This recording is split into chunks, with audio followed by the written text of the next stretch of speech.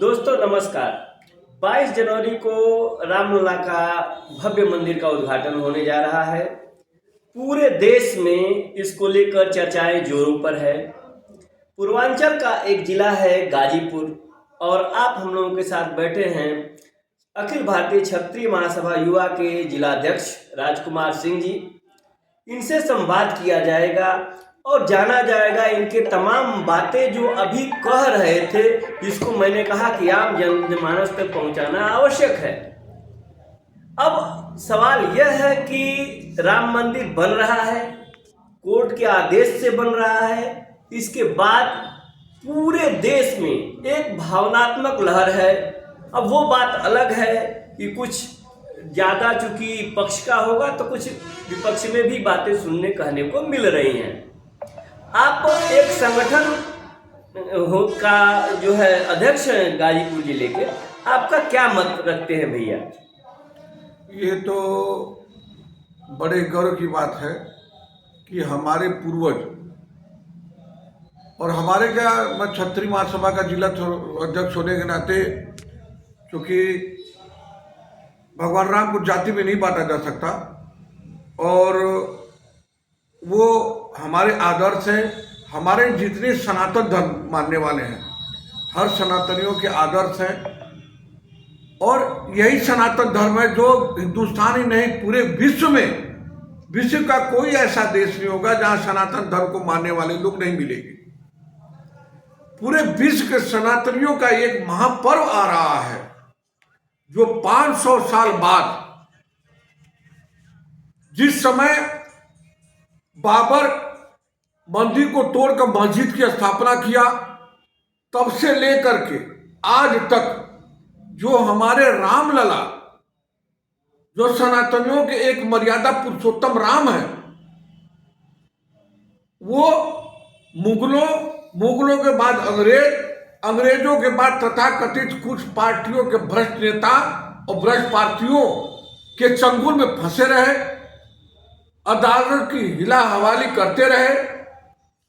और सबसे बड़ी बात यह कि इस अदालत में रामलला ने खुद अपना पक्ष रखा, वो खुदाई के माध्यम से कि नहीं, मैं यहां पे विराजमान हूं।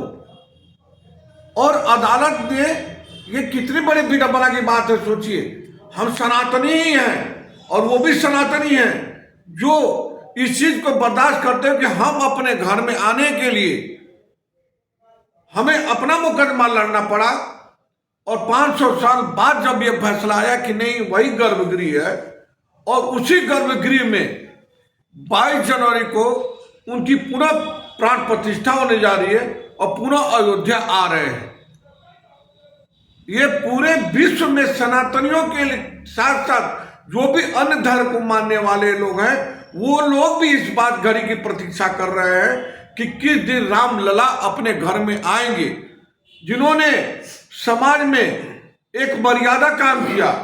ऐसा नहीं कि उसने रावण के साथ युद्ध किया, सबरी के झूठे बैर भी खाए, जटायु का संस्कार भी किया और तमाम तरह के जितने जंगल में मिले को बंदर भालू सबको लिए, यहां तक कि समुद्र का पुल बारा तो गिलहरी ने भी अपना योगदान दिया, उसको भी सलाया। आज राम की दूत मानी जाती है गिलहरी।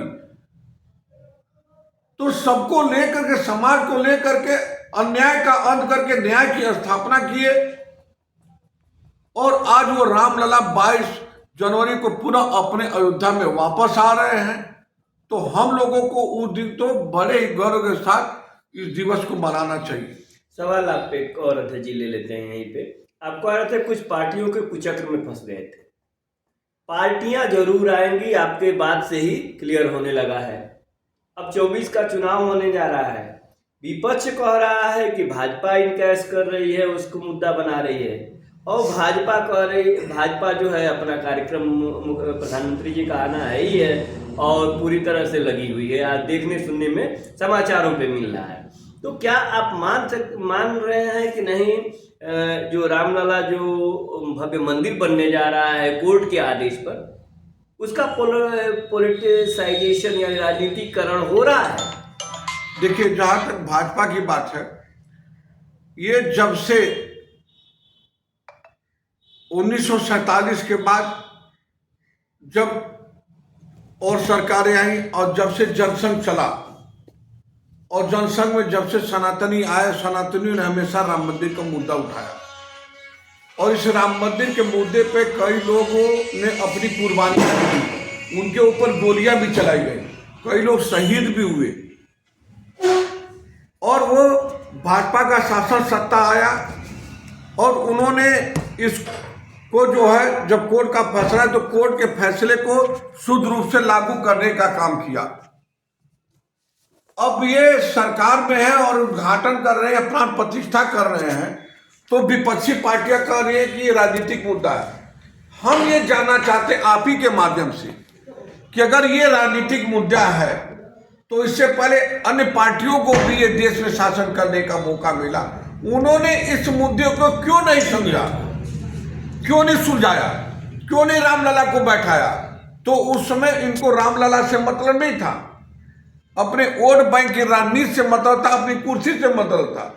और ये सरकार सनातनियों को ध्यान में सर्वधर्म को मानने वाली सरकार है और जो भाजपा का मुख्य मुद्दा ही रामलला मंदिर से शुरू हुआ है, तो आज वो मिल रहा है तो उसमें राजनीति या गैर राजनीति का चश्मा देखने की जरूरत नहीं है।